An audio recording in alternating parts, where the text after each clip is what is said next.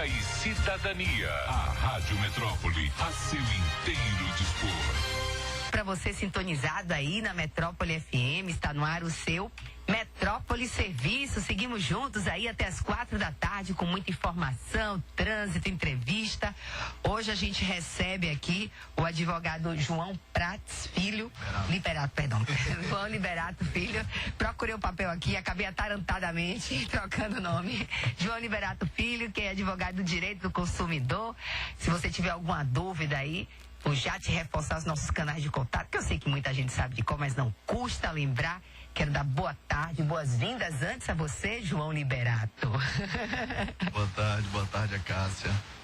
Boa tarde aos ouvintes da Rádio Metrópole. Sempre um prazer estar aqui com vocês. E estamos aqui para responder e tirar as dúvidas do pessoal. E estamos à disposição. Boa tarde a todos. Espero que seja proveitoso. Pois é, muitas dúvidas, inclusive porque nessa época, né? Época de muito consumo, época aí de Natal, as pessoas estão comprando presentes, compram pela internet, compram nos shoppings também. Então sempre tem algum probleminha que acontece ou com a compra, ou com a troca, ou então com produtos que foram comprados anteriormente. E a gente aproveita esse espaço aqui quando tem um especialista para tirar as dúvidas dos nossos ouvintes. A gente adora levar as respostas que os nossos ouvintes precisam, principalmente quando a demanda é grande, como nessa época natalina, nessa época de festas. Para começar, antes de começar, eu vou reforçar os nossos canais de contato aqui para você que tem uma dúvida, que está com um probleminha, aproveitar aqui a presença do doutor João Liberato Filho. O telefone da gente é o 35055000. Você pode mandar a sua dúvida também pelo nosso WhatsApp, o telefone é o 981553258, ou pelo nosso portal metro1.com.br, por onde você manda a sua dúvida e aproveita para ficar muitíssimo bem informado com as melhores, com as principais notícias do dia, que aliás são sempre atualizados, ou seja, a todo momento a nossa redação está aqui ligada em tudo que acontece aqui em Salvador, na Bahia, no Brasil e no mundo. Bom, para começar, João, eu queria saber de você em relação às compras virtuais, né? Porque os preços costumam ser menores, né? As pessoas estão, hoje com o celular na mão, a gente consegue fazer compras pelo Instagram, consegue fazer compras por sites, por aplicativos. Quais são os direitos que o consumidor tem nesse tipo de compra? Porque sempre gera também aquela insegurança, né? Poxa, mas se eu não gostar do produto, se não for bem o que está sendo vendido, quais são os meus direitos? Como é que está hoje a lei do direito do consumidor nas compras virtuais, em relação às compras virtuais? Pronto.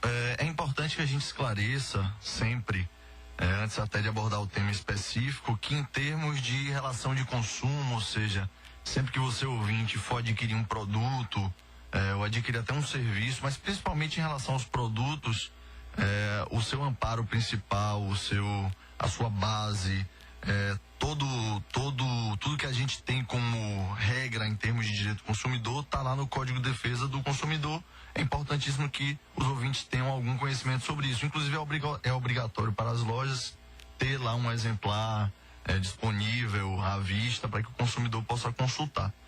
Com relação às compras virtuais, tema mais do que da ordem do dia, eu acho que o aspecto mais importante é o seguinte: para qualquer compra feita virtualmente, ou seja, sem o contato com o produto, o consumidor tem o direito de arrependimento, ou seja, em até 7 dias contados do recebimento do produto, o consumidor ele pode simplesmente dizer que não gostou e devolver o produto para a loja e até ver esse produto substituído por outro ou mesmo a restituição do valor. Ele pode escolher, por exemplo, olha, eu não gostei, eu quero que estorne a compra do meu cartão, por exemplo. Sim, pode.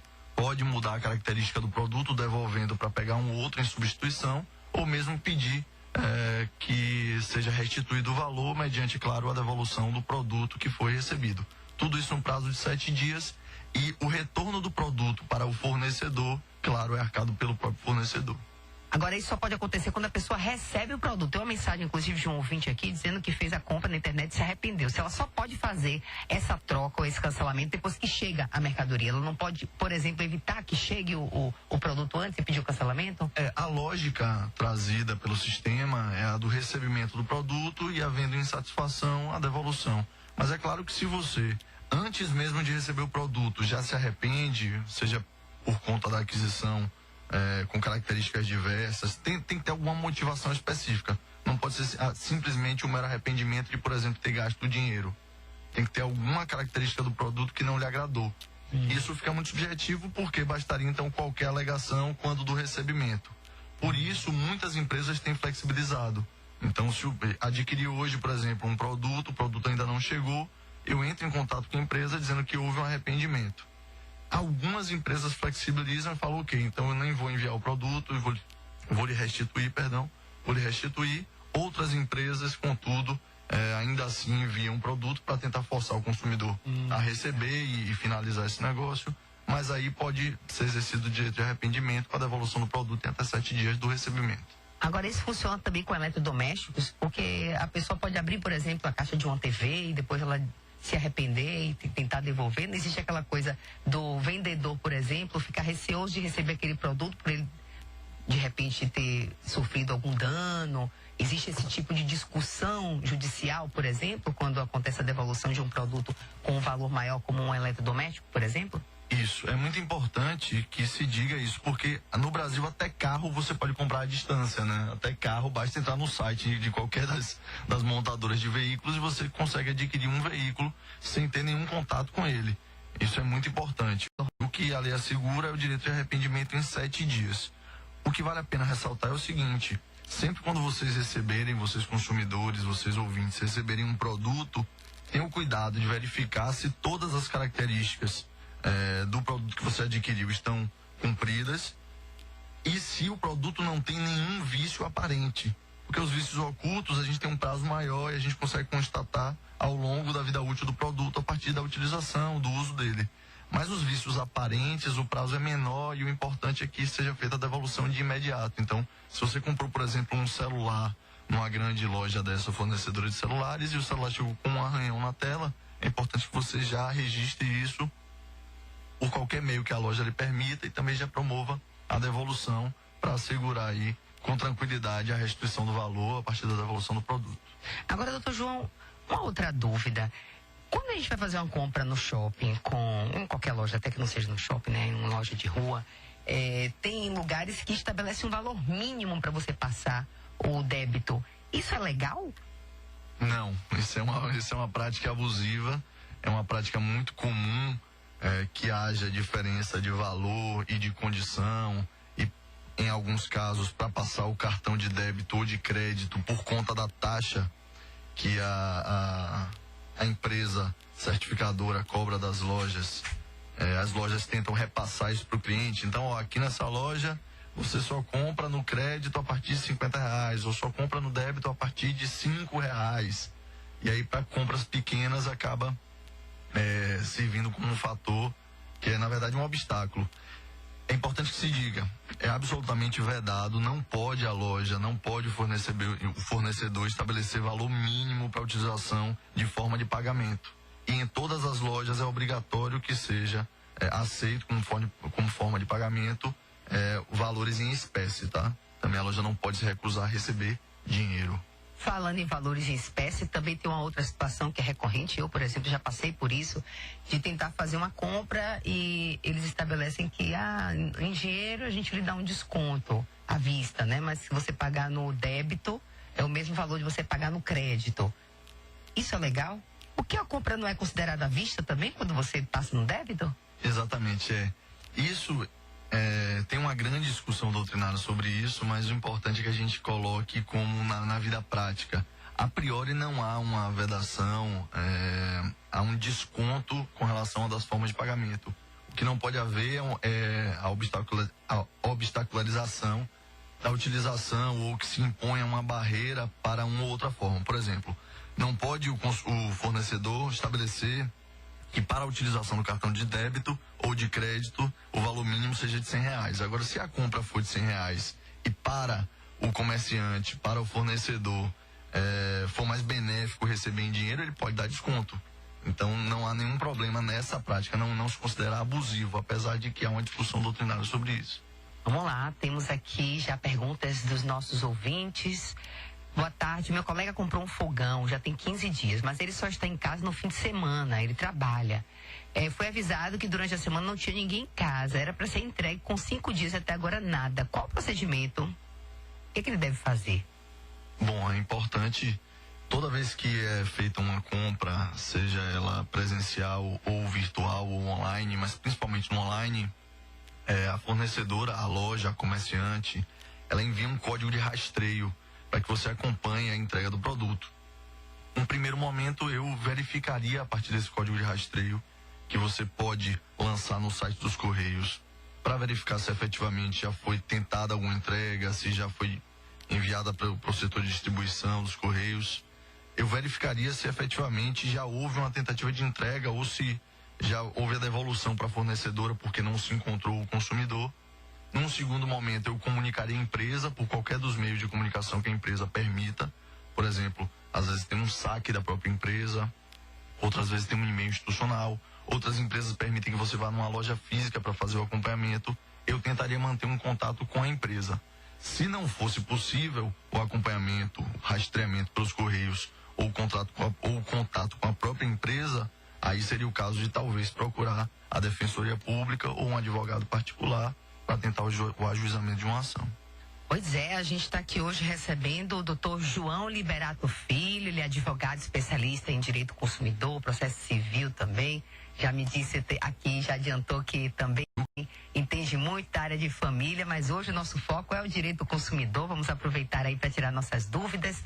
Tá no fim do ano, muita gente fazendo compras. Semana que vem aí já tem o Natal, muitos presentes sendo comprados. Muita gente também que comprou recente alguma coisa, está com um probleminha aí. Se quiser tirar dúvida, a hora é essa. O nosso telefone é o 35055000. Tem também o nosso WhatsApp. Você pode mandar sua dúvida pelo 981553258 ou pelo nosso portal metro1.com.br. Outra coisa, doutor João, também, né, muito comum nessas épocas aí de vendas a todo vapor nas lojas, no shopping, no comércio, é a venda pelo carnê, pelo parcelamento, diretamente com as financeiras. E esses juros costumam ser altos. Como é que a pessoa que está comprando pode ter, de uma forma prática, assim, a certeza de que ela está sofrendo um abuso, ou seja, que os juros são abusivos? Existe alguma regra assim, ó, se você estiver pagando 2 vezes o valor do celular, cai fora que isso é juros abusivos, que as pessoas costumam, são juros abusivos, que as pessoas costumam se preocupar só com a parcela do mês, né, se vai caber no orçamento, mas não se lembram que ao final é muito caro comprar desse jeito. Sim. É muito comum, muito da praxe no dia a dia das lojas, que se estabeleça a possibilidade de parcelamento. E esse parcelamento vai aí de 2, 3, 4 até às vezes 18 parcelas. Eu já vi loja negociar online por 20 parcelas. E até aí tudo bem, 20 parcelas você fala assim, eu tô tranquilo, eu posso levar um tempão pagando, quase 2 anos pagando. Só que isso não vem de graça, isso não é uma condição simplesmente de mera liberalidade do comerciante. O comerciante não é bonzinho, ele visa lucro. E geralmente a partir da 3ª ou da 6ª parcela incidem juros.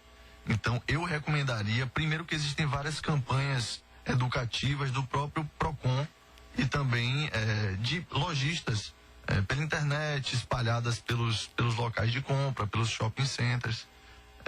Mas o mais importante é o seguinte, sempre eu acho que o consumidor ele deve analisar a sua circunstância de vida econômica e se vale a pena formular aquela compra, mas verificando também se o número de parcelas ele está provisionado na sua rotina, no seu dia a dia econômico, financeiro, de casa. E sempre que o produto ele tiver um sobrepreço em decorrência de parcelas, um sobrepreço que ultrapasse a margem de 50%, eu acredito que ela é uma compra não indicada para o consumidor. Eu acho que essa margem de 50% é uma margem bem razoável. Eu, particularmente, não compro nada que contenha juros. Se for para parcelar, eu parcelo sem juros sempre. E indico, hoje em dia no mercado, são muitas as opções de cartões de crédito que não tem nenhum tipo de taxa. Então, e até para pagamento à vista, após parcelar, dão desconto. Tem bancos digitais que você parcela em 9, 10 vezes, sem juros. E se você antecipar o pagamento, eles têm até 10% de desconto. Nossa! Então, o consumidor ele tem que se informar para evitar cair nesse tipo de circunstância. Porque não é vedado, não é proibido ao lojista estabelecer juros para um parcelamento maior, mas seguramente é uma circunstância que prejudica os consumidores. A desinformação é sempre prejudicial. Você falou aí de bancos digitais e desinformação, duas coisas, inclusive, que caminham juntas aí quando as pessoas pensam, né, em fazer qualquer operação com os bancos digitais, porque estão acostumados com as grandes bandeiras.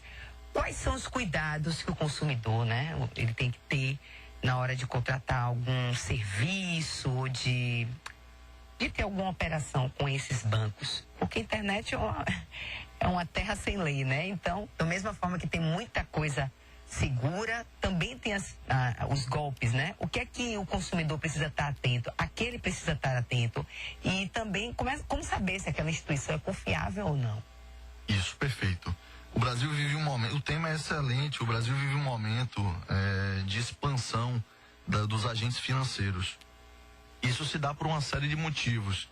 Por um maior fomento da economia, por um aparente crescimento, por um aparente cenário macroeconômico daqui para frente, enfim, sem querer entrar muito nessas questões, porque não é o nosso objeto. Mas tem muita empresa nova financeira, tem muitos bancos novos, bancos digitais, tem muitas corretoras de investimentos. O consumidor tem que estar atento. Primeiro de tudo, não acreditar naquele tipo de promessa do paraíso imediato, né? Como a gente fala, nunca vai ser verdadeira a hipótese de um banco que lhe promete altíssimos rendimentos, que lhe promete os melhores resultados sem nenhum esforço, que lhe promete altíssimos percentuais de lucro em curto espaço de tempo, porque o sistema econômico ele não se adequa, ele não permite isso. Então, promessas de resultados excelentes, resultados que estejam totalmente fora do que o mercado apresenta, geralmente resultam em fraude. Então, tomem cuidado com aquelas hipóteses, por exemplo, de pirâmide. Invista R$150 e para você ter lucro, traga outras pessoas. Ou então, invista aqui R$100 e depois de um ano retire R$8.000. Todas essas promessas, na verdade, elas não seguem os parâmetros mínimos razoáveis do que é o mercado financeiro brasileiro. Mas, então, num primeiro momento, é vocês tomarem cuidado com esse tipo de promessa falsa. Essas promessas estratosféricas, lucros absurdos, dinheiro fácil na mão, isso não existe no nosso sistema. Num segundo momento, eu aconselharia que, com relação aos bancos, aos agentes financeiros em geral, antes de assinar qualquer contrato, leia detidamente as cláusulas. Procure auxílio da Defensoria Pública, dos balcões de justiça, eventualmente de um advogado particular, para que você tome ciência, em especial daqueles termos que são o que eu chamo de juridiquês. Tem muito juridiquês, tem muita cláusula que o consumidor leigo, que não é formado em direito, não entende. E num terceiro momento, o Banco Central tem um site, tem agências, postos físicos que podem ser consultados. Essas informações estão disponíveis aí pela internet. É possível conseguir na internet a listagem de todas as instituições financeiras regularizadas no Brasil. E é importante também que se faça essa consulta. Então não dá para simplesmente... Hoje é muito fácil. Você baixa aplicativos, você envia uma série de dados, lhe enviam cartões. É importante que você tome ciência sobre os termos daquele pacto, daquele acordo, sobre aquele contrato, sobre o que vocês estão fazendo. Porque uma vez que o dinheiro saiu da sua mão e foi para uma instituição financeira, para essa instituição financeira lhe devolver, caso haja uma fraude, caso haja um problema, caso haja uma cláusula contratual abusiva, geralmente o caminho é o da judicialização e esse caminho é o mais lento. Pois é, a gente está recebendo mensagem aqui de Vel Castilho. Ela diz: boa tarde, no meu bairro, que é Pernambués, aqui mesmo, a maioria dos estabelecimentos usam essa prática. Quando é no débito, eles aumentam R$1. Se compra uma caixa de cerveja, por exemplo, que é 25, pago 26 no débito. Nossa, o que é que faz, hein? Quando a pessoa é surpreendida por uma prática como essa, denuncia, como é que faz, hein, doutor João? Principalmente sendo a cervejinha do final de semana, né? Aí que essa prática fica ainda mais abusiva. Não, constrangedor. Mas, brincadeiras à parte, o caminho mais adequado realmente é procurar o Procon, fazer uma denúncia no PROCON. O PROCON tem agentes fiscalizadores, vai em loco, vai na localidade, vai no estabelecimento e pode aplicar uma multa. Se o consumidor ele quiser uma reparação individual, ele quiser ser reparado de eventual circunstância que lhe causou um prejuízo material ou imaterial, ele pode também procurar, por conta de o sistema prever isso com a maior clareza, procurar um advogado ou um defensor público para tentar ingressar com ação judicial no sistema de juizados especiais estaduais. Outra pergunta aqui, a pessoa não se identifica, mas diz: boa tarde, fiz uma compra online para retirar na loja. Passados 7 dias da data informada, não pude retirar meu produto e os canais de atendimento não retornam. Como devo proceder judicialmente? Foi uma compra presencial ou online? Ela fez online para retirar na loja. E ainda não pôde retirar o produto e os canais de atendimento não retornam, ou seja, ela tenta contato e não consegue. Como é que ela deve proceder judicialmente? Eu sugeriria num primeiro momento que você fosse a uma sede física que porventura exista. Geralmente essas grandes redes de varejo têm sede física nos shoppings. Mas se não houver sede física, você pode fazer uma denúncia no PROCON ou, mais uma vez, como eu já indiquei aqui em outros casos, você pode procurar a Defensoria Pública ou um advogado particular para ingressar com uma ação.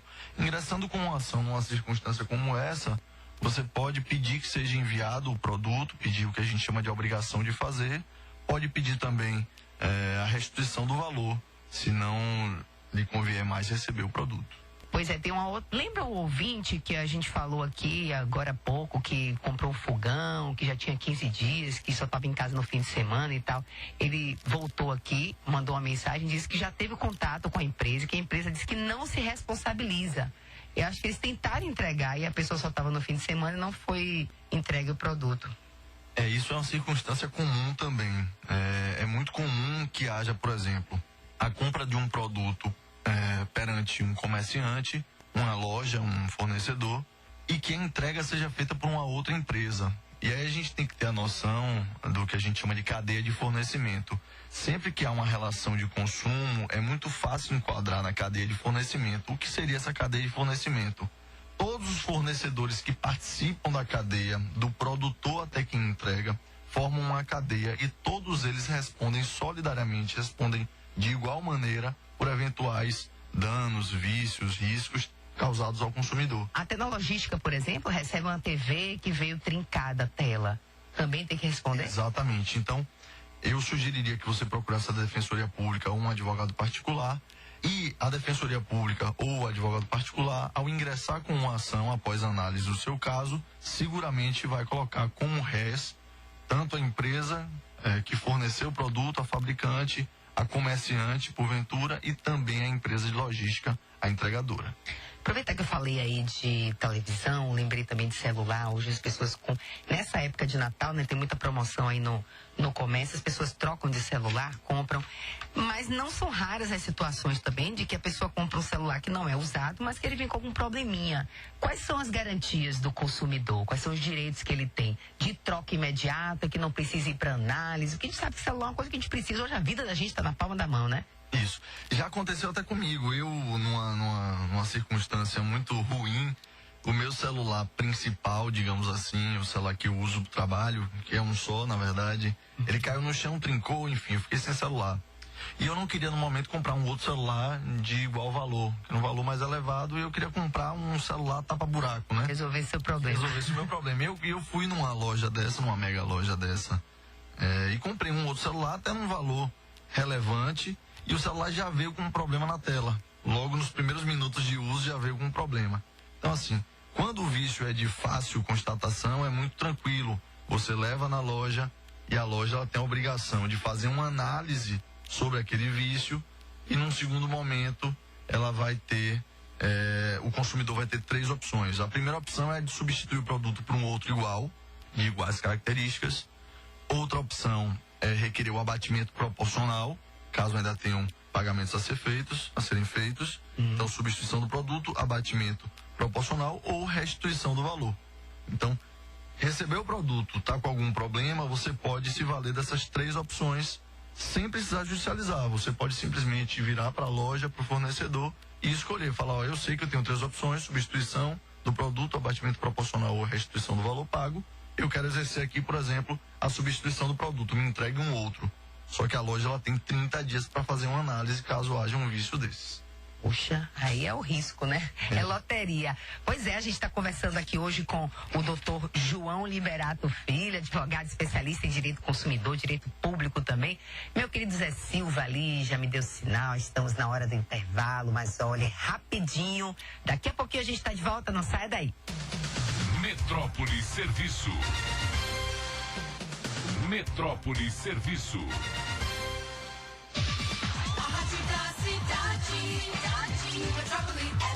Para o Grupo André Guimarães, construir significa mais que edificar. Acreditamos na criação de um novo vetor de crescimento em Salvador, sendo pioneiros em lançamentos na Avenida Tancredo Neves. Acreditamos lançando a marca Cidadele, referência em urbanização de bairros planejados. Acreditamos e diversificamos com projetos para locação, além de obras para indústria e varejo de grande porte. E construímos tudo isso porque acreditamos no trabalho, nas pessoas, no Brasil. Grupo André Guimarães. A gente acredita, a gente constrói. Governo Federal apresenta Aqui a Bahia. É o Educação Conectada, que oferece acesso à internet de alta velocidade nas escolas para mais de 1,7 milhão de alunos em 406 municípios. É o programa Criança Feliz, que estimula o desenvolvimento das crianças a partir dos primeiros anos de vida, beneficiando mais de 108 mil crianças e gestantes. Acesse gov.br/Aqui é Brasil e saiba mais. Aqui é Bahia. É uma vida melhor. Aqui é Brasil. Governo Federal. A Giramundo Viagens está com viagens fantásticas para o Réveillon em Lisboa, Istambul e Lisboa, Porto. Muitas outras opções. Réveillon é com a Giramundo Viagens. Comece 2020 em um lugar incrível. Giramundo Viagens. 71-3267-7555. giramundoviagens.com.br. Camaçari tá outra coisa. Pra mim, que roda a cidade toda, tô vendo a diferença. É rua asfaltada por toda a cidade. A Jorge Amado tá ficando novinha. A mobilidade avançou como nunca em Camaçari. E agora, a duplicação do viaduto do trabalhador já foi iniciada. A gente sabe que as obras geram transtornos, mas a maior obra de mobilidade do município dos últimos anos vai resolver não apenas o trânsito da região, vai preparar Camaçari para o futuro. Vai ficar uma beleza mesmo. Melhor do que já está. Prefeitura de Camaçari, cuidando de quem mais precisa. A fábrica de bolo Valzira do Hiper Bom Preço da Bonocô informa aos seus clientes a mudança para o Walmart da Vasco da Gama. Venha conhecer a maior franquia de bolos do Rio de Janeiro, agora em Salvador. Bolos a partir de R$15 com cobertura grátis. Telefone 981294974. Em cada canto que eu passo, em toda a Bahia se vê a força do G de gente que faz o baiano crescer. Aqui é trabalho de noite e de dia. Aqui é trabalho, meu nome é Bahia. Sou baiano, sou Nordeste, terra mãe minha nação. Onde tem o G de gente, tem também G de gestão. Aqui é trabalho, é tamanho G como nunca se viu. Aqui é trabalho, é o melhor governo do Brasil. Aqui é trabalho, é tamanho G como nunca se viu. Aqui é trabalho, é o melhor governo do Brasil. Fez metrô, vem aí VLT. Fez Hospital da Mulher e Couto Maia e tá terminando o Hospital Metropolitano. Ixi, é o melhor governo do Brasil. Governo do Estado, Bahia, aqui é trabalho. Eu me capacitei para ensinar crianças com deficiência. Eu fiz reabilitação depois de um acidente. Eu sempre faço meus exames de laboratório lá. E o teste do pezinho do meu bebê? Todo ano, mais de 340 mil pessoas em toda a Bahia contam com a APAI. Agora, é a APAI que conta com você. Para continuar esse trabalho, precisamos reformar o complexo de saúde, onde irão funcionar os laboratórios, ambulatório, reabilitação, consultórios e muitos outros serviços. Acesse apaisalvador.org.br e faça sua doação. Venha engordar sua cultura. Fartura e abundância. Vida e obra de Eliana Kertes. Palacete das Artes, na Rua da Graça, de 18 de dezembro a 8 de março. Entrada gratuita. Patrocínio Prefeitura Municipal de Salvador. Lexus, Batri, Instituto Solvi, Shopping da Bahia e Governo do Estado. Apoio IPAC e Secult. Secretaria Estadual de Cultura. Agora, além de ouvir a sua rádio preferida, você pode ver os programas da Metrópole. Acesse o YouTube e inscreva-se no portal Metro 1 e acompanhe ao vivo tudo o que acontece nos estúdios da Metrópole FM. youtube.com/portal Metro 1. A rádio que todo mundo fala e todo mundo ouve, agora também todo mundo vê. A rádio da cidade, Metrópole FM. Voltamos a apresentar Metrópole Serviço. Estamos de volta com seu Metrópole Serviço, hoje recebendo aqui o advogado João Liberato Filho, que é especialista em direito do consumidor. Se você tem uma dúvida, faça contato com a gente, o telefone é o 35055000, tem também o nosso WhatsApp 981553258 e tem o nosso portal metro1.com.br, por onde você manda a sua perguntinha e aproveita para ficar muitíssimo bem informado com as notícias que são atualizadas a todo momento. Tem mensagem aqui pelo nosso WhatsApp, né, de uma ouvinte, a Ana Cláudia. Ela diz o seguinte: comprei uma cama vazada com auxiliar. Não entendi o que é cama vazada, mas diz que veio com a cama auxiliar. Não completou um mês e a mesma quebrou. Perguntei ao teu fornecedor se poderia trocar por outro produto e ele disse que não. Vai fazer a substituição pelo mesmo produto. Pergunta: se ocorrer novamente o vício do primeiro, que providências posso tomar? Sempre há a possibilidade, é importante que se diga, de procurar o PROCON e também de ajuizar uma ação, caso não haja resolução extrajudicial, a resolução consensual. Então, nesse seu caso, Ana Cláudia, já tendo havido uma primeira troca, acaso venha o produto apresentar um novo vício de igual ordem, no novo produto, eu sugeriria a você o ajuizamento de uma ação contra a empresa para ser ressarcida pelos danos morais causados por toda essa circunstância e também para obter o reembolso do valor que você gastou na aquisição do primeiro produto que já havia apresentado defeito. Uma dúvida recorrente aqui, quando temos especialistas na área de direito do consumidor, que é bom a gente reforçar, é que quando o produto ele é trocado, passa a ter uma nova garantia, ou seja, um novo período de garantia aí de defeitos e tal, não o primeiro que deu defeito, mas o segundo pelo qual ele foi substituído? Exato, perfeito. Sempre que há uma substituição de produto, esse novo produto ele vem revestido de todas as garantias naturais de qualquer negócio. Então, é como se você estivesse adquirindo um novo produto idêntico em momento posterior. Esse novo produto, obviamente, ele tem a garantia legal, aquela que decorre do Código de Defesa do Consumidor, e também a garantia contratual, que geralmente é ofertada pelo fornecedor. Então, sempre que houver a substituição, que você recebeu um produto que é novo, esse produto novo, ele também está assegurado pela garantia dupla aí, né? A garantia contratual e a garantia legal, como a gente chama. Pois é, falando aí de compras, aproveitando essa época de fim de ano, muita gente comprando presente nas lojas, o comércio aí a todo vapor.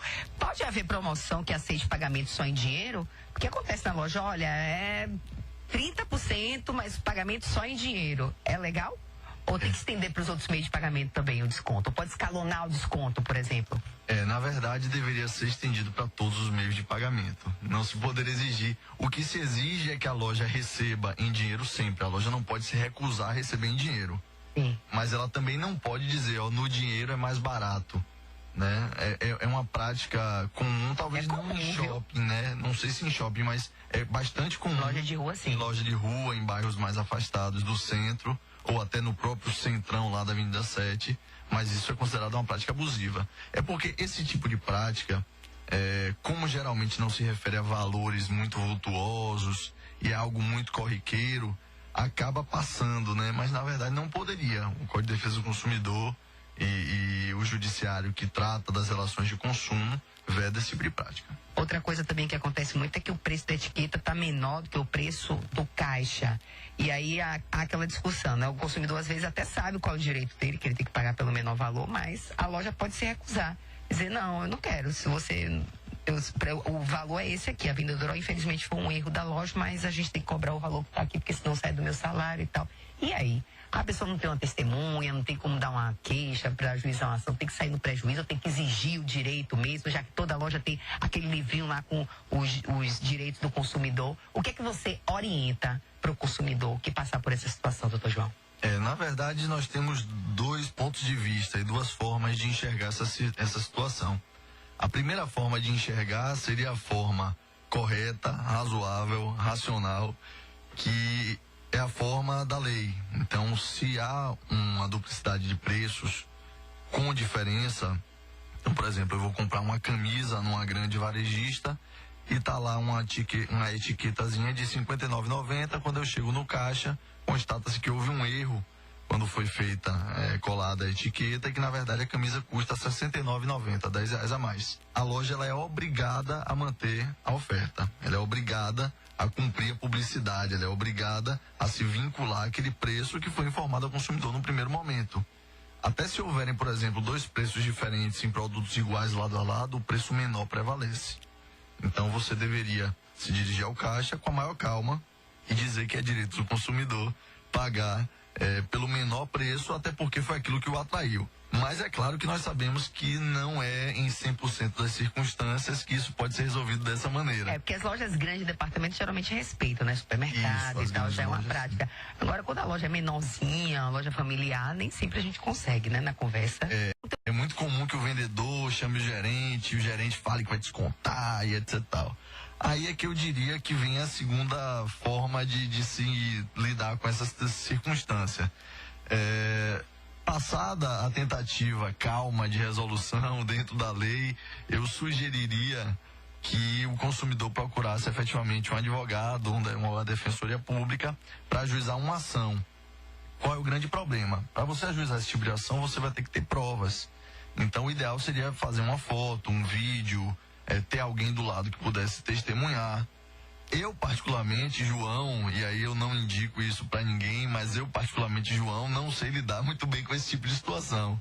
Eu tendo a ficar um pouco chateado, além da conta, mas aí adotar uma postura um pouco mais agressiva. Mas eu não sugiro a ninguém. Eu tô só sendo realista aqui, que eu não posso dizer pros ouvintes que isso não me irrita bastante. Rodo logo a baiana, mas enfim.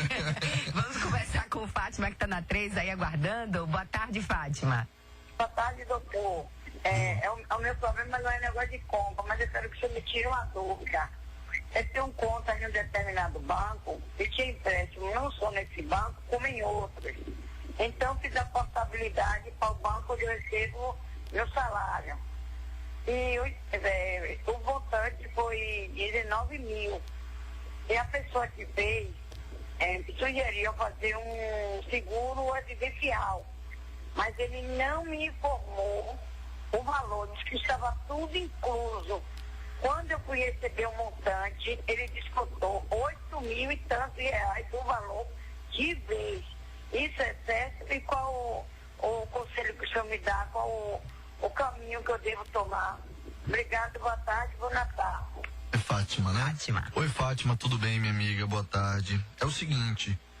se lhe foi ofertado um produto e não lhe foi esclarecido com a clareza que é devida, ou seja, com a clareza total, com a maior clareza possível, com todos os detalhes por parte do agente financeiro, você tem o direito de não cumprir, ou seja, você não deveria ser obrigada a cumprir o pacto, o contrato.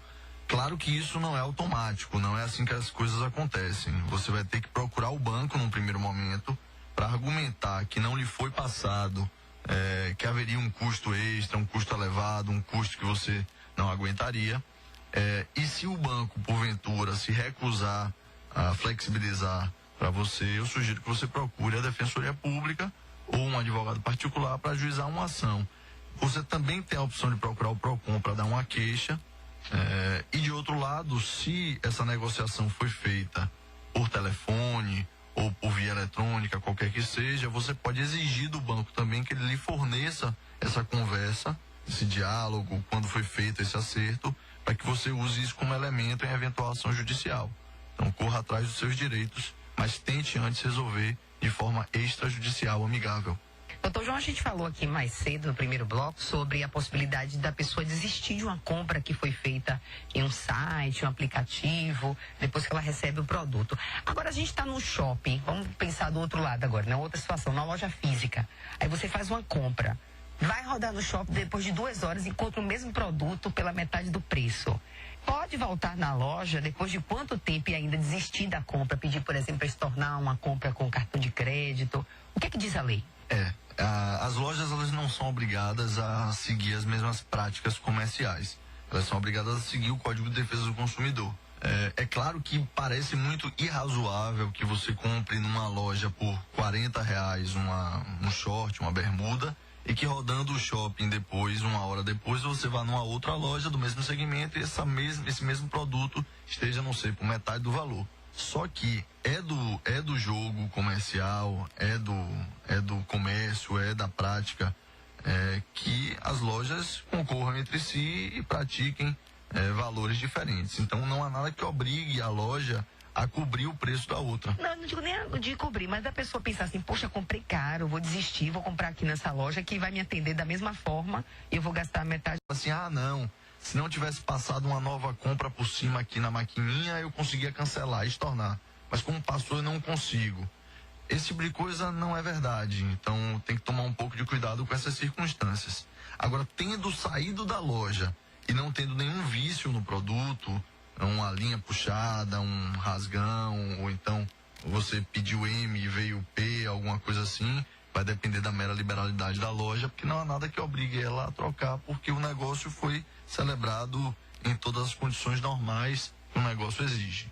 Uma pergunta aqui, chegando pelo nosso WhatsApp, de uma ouvinte que não se identifica, ela diz: boa tarde a todos. Qual o procedimento que eu devo tomar? Fui numa loja de sapatos, em um shopping daqui de Salvador, fiz a compra e pedi o CPF na nota. Só que a vendedora pediu endereço, número de telefone, etc. Demorou tanto, e sempre dizendo que está fazendo o cadastro, que eu acabei desistindo e a loja não me deu a nota fiscal. Eu vou em outros lugares, peço para colocar o CPF na nota e é muito rápido, saio satisfeita. Bom, a ouvinte é anônima, eu imagino que seja uma mulher, mas a gente nunca sabe. Isso, é uma mulher. Na verdade é o seguinte, é direito do consumidor receber a nota fiscal, exijam a nota fiscal. Eu até sugiro, existem vários programas a nível municipal e estadual de benefícios para consumidores, para pessoas em geral que exigem e cadastram a nota fiscal, benefícios a instituições de caridade, etc. Isso já é um motivo suficiente. Mas também é uma garantia dada ao consumidor. O consumidor pode e deve exigir a nota fiscal. Esse cadastramento de dados que é feito antes da emissão da nota fiscal, ele só pode ser feito com a anuência do consumidor. Porque geralmente isso vai para um banco de dados que é vendido, é repassado entre as lojas e só com a anuência.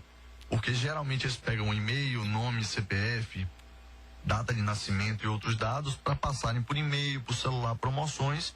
E isso às vezes é muito inconveniente. Eu mesmo sou bombardeado diariamente com uma série de promoções e ofertas das quais eu não tenho o menor interesse. Então, se neguem a fazer esses cadastros da loja, porque não é obrigatório, e sim, exijam as notas fiscais, porque isso sim é obrigatório. É obrigação da loja fornecer a nota fiscal. Uma outra pergunta aqui, que chegou pelo nosso WhatsApp, é a seguinte: um ouvinte que não se identifica quer saber qual a diferença de vício, acho que por conta da sua resposta, e de defeito de fábrica. Existe alguma diferença? Existe uma diferença conceitual no Código de Defesa do Consumidor. Enquanto que o vício do produto é algo mais brando, é algo que talvez comprometa a sua funcionalidade, o defeito do produto ou até do serviço é algo um pouco mais danoso e alcança, por exemplo, a esfera da saúde do consumidor. Então, a partir dessa diferente conceituação, você pode ter um enquadramento jurídico diferente. São 2 regimes jurídicos, mas aí o ideal é que para cada caso você procure um advogado, um defensor público, um balcão de justiça e cidadania, ou até os balcões de justiça das faculdades, que são gratuitos, para que, à luz do caso concreto, ou seja, a partir da circunstância que efetivamente aconteceu com o consumidor, alguém que tenha conhecimento jurídico lhe dê a melhor orientação. Porque pedir da maneira correta é o passo inicial para o êxito de uma demanda judicial. Você falou em pedir da maneira correta. Me lembrei do seguinte: a gente falou de defeito de fábrica, de vício, mas tem também aquela situação do mau uso. A pessoa insiste que não foi mau uso na compra do produto, digamos, um celular, que depois de um mês dá problema, e a loja insiste que não pode trocar porque aquele não é um defeito de fábrica, nem um vício. O que o consumidor deve fazer nesses casos? Isso, é tema perfeito. É muito comum que haja essa dúvida sobre se o produto ele foi utilizado de forma equivocada pelo consumidor, que caracterizaria o mau uso, ou se já houve um vício de fábrica, o produto já veio com um defeito, já veio com um vício, já veio comprometido de algum modo na sua forma de ser. Sempre que houver esse problema, ou seja, a alegação de um lado do consumidor de que o produto já veio com problema e de outro lado do fornecedor de que na verdade o consumidor usou da forma equivocada, geralmente esse embate vai ter que ir para o judiciário. E aí nós temos duas questões. A primeira delas é a competência para julgar, porque nos juizados, que é uma justiça mais célere, uma justiça mais simples, em até 20 salários mínimos nem precisa de advogado, o próprio consumidor pode ir diretamente. Tem até um aplicativo do judiciário hoje em dia, sugiro a todos que baixem. Mas no juizado, retomando o raciocínio, não é possível fazer prova pericial, porque no juizado são causas sem complexidade, são causas efetivamente mais simples. E aí, portanto, você perde uma série de prerrogativas, a maior delas que eu entendo, que é a gratuidade da justiça. O juizado é gratuito. A justiça comum, você teria que pedir a gratuidade da justiça, que pode ser deferida ou não, mas em havendo necessidade de se fazer perícia, você vai ter que ir recorrer ao judiciário comum, à justiça comum, como a gente fala. E aí já precisa constituir necessariamente advogado, já tem custas, é algo provavelmente mais lento, mais complexo. Então, sempre que houver essa dúvida, provavelmente vai ser conduzido ao judiciário e provavelmente você vai ter que contratar um advogado ou se valer da Defensoria Pública. Vamos conversar com Arlan, que está na 3 aí aguardando. Boa tarde, Arlan. Boa tarde a todos, tudo bem? Eu queria esclarecer uma dúvida. Eu fiz uma compra de uma passagem de veículo hora marcada para o sistema Ferryboat no dia 20 de novembro. A gente informa a placa do veículo e modelo. Segundo informação no próprio site, que 48 horas antes de efetivamente acontecer a viagem, você pode trocar tanto o modelo quanto a placa. O que é que ocorre? Durante esses dias eu fiz a venda do meu veículo e fiz a locação de um outro carro, que inclusive o valor é mais barato que um carro menor. E aí tem 2 dias tentando no sistema Ferryboat de trocar e a informação é que não troca e que eu vou perder a passagem, salvo se eu apresentar o DUT de venda do meu veículo com a assinatura do Detran, carimbo do Detran, tudo direitinho, só que o processo da venda ainda está em trâmite, não tem um DUT ainda assinado. Bom, Arlan, né? Isso. Bom, Arlan, tudo bem, meu amigo? Olha só, para mim, ao meu sentir, isso é uma postura, acaso haja efetivamente a negativa por parte do sistema Ferryboat, eu acho que é uma postura abusiva, eu acho que é uma postura que fere, sim, o direito do consumidor. Mas eu lhe sugeriria que utilizasse todos os documentos prévios à efetivação da venda e da regularização da venda, a assinatura do DUT, do tipo contrato de compra e venda, comprovante de transferência, que eu acho que o sistema Ferryboat vai flexibilizar para você. Se não conseguir, aí você pode procurar depois algum órgão de defesa do consumidor, a Defensoria Pública ou um advogado particular para ajuizar uma ação, se você entender que houve um abalo à sua esfera moral ou se você teve um prejuízo material, patrimonial em decorrência desses fatos que você nos relatou. Outra dúvida, aproveitando aí também que é período de férias, quando as pessoas se hospedam em hotéis e se acontece de sumir, por exemplo, alguma coisa na acomodação, é de responsabilidade do hotel que seja substituído ou pago aquele bem, uma peça de roupa que seja, que tenha sumido ou não? Sim, é de responsabilidade. seja um estacionamento, seja um... Estacionamento de shopping, por exemplo, se o carro for arrombado, porque eles dizem, a gente não se responsabiliza por produtos ou por itens que tenham sido deixados no interior do veículo, mas existe essa responsabilidade. Sim, existe a responsabilidade. Os tribunais superiores, eles têm teses para todos os lados. Com relação aos estacionamentos abertos, não pagos, hoje em dia até já se sedimentou um pouco mais o entendimento de que não haveria responsabilização do dono da propriedade, ou seja, não sei, um mega supermercado que não tenha um estacionamento pago, seja aquele estacionamento aberto, caso suma um produto de um carro, não haveria responsabilidade. Mas no caso de um shopping ou no caso de um hotel, que é um serviço pago, que é dentro da propriedade do estabelecimento, da empresa, há sim a necessidade, o dever de reparar o consumidor se sumir qualquer produto, sim. O fornecedor, a empresa, o hotel ou o supermercado, o estabelecimento vai ser responsabilizado e vai ter que indenizar o consumidor no limite do valor do produto que sumiu ou do bem que sumiu. Pois é, o tempo passou rapidinho, 1 hora de programa, entrevista bastante esclarecedora aí com o Dr. João Liberato Filho, advogado especialista em direito do consumidor e também em processo civil. Muito obrigada pelos esclarecimentos, doutor. Obrigada, Cássia. Agradeço também aos ouvintes da Metrópole pelas perguntas, pela atenção.